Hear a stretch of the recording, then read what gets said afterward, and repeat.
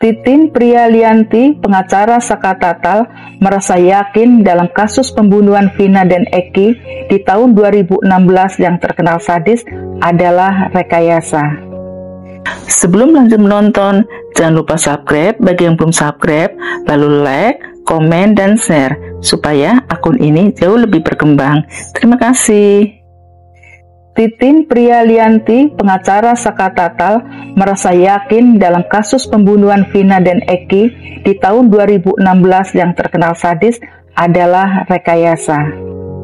Dikatakan pula sebenarnya ia mengetahui isu motif di balik kasus ini, akan tetapi tidak elok untuk disampaikannya. Alasan rekayasa itu yang membuat Titin Prialianti merasa yakin para terpidana yang saat ini mendekam dalam jeruji besi adalah korban dari rekayasa kasus terbunuhnya Vina dan Eki. Apa bentuk siksaannya? Dari pukulan, apa yang dipukul? Badan. Bagian mana? Ya, badan sampai diinjak, dijejak.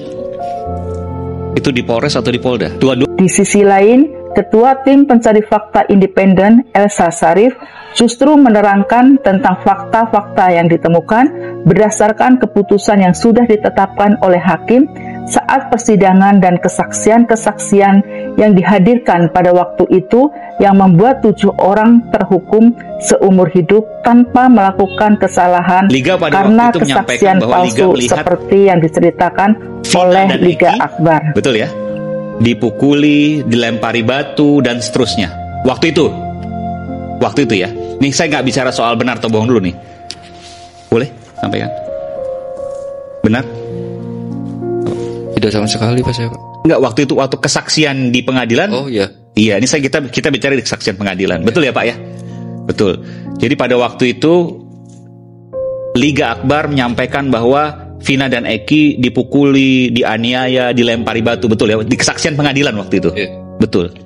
Sebenarnya Liga tidak melihat itu. Tidak, Pak. Liga tidak mengetahui sama sekali kejadian itu. Tidak. Lalu kenapa? Mohon maaf didekatkan lagi. Lalu kenapa pada waktu kesaksian di pengadilan berbeda? Saya bingung waktu itu, Pak. Saya mau bilang sama siapa?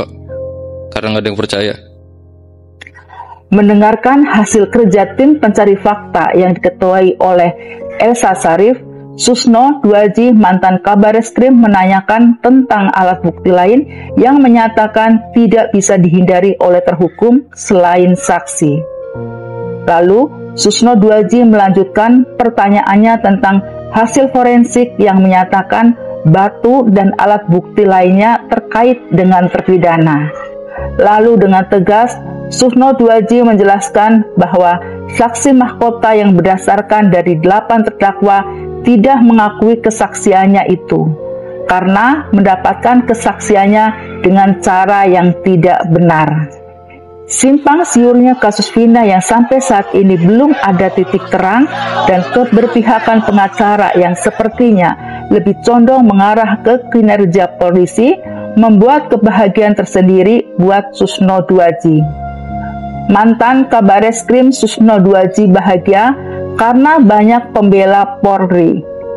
Akan tetapi, sebenarnya Susno Duaji mengkhawatirkan dengan situasi ini. Karena itu, Susno Duaji katakan Polri harus dijaga. Jangan sampai Polri dirusak oleh Polri sendiri. Bagaimana Polri merusak Polri? Adalah merekayasa perkara. Saya pahami, Pak. Lalu mantan Kabareskrim itu pun mengutip apa yang dikatakan host acara ILC yang katanya lebih bagus membebaskan 100 yang bersalah daripada menghukum satu orang yang tidak bersalah. Satu orang yang tidak bersalah. Jangan lupa subscribe, like, komen, dan share.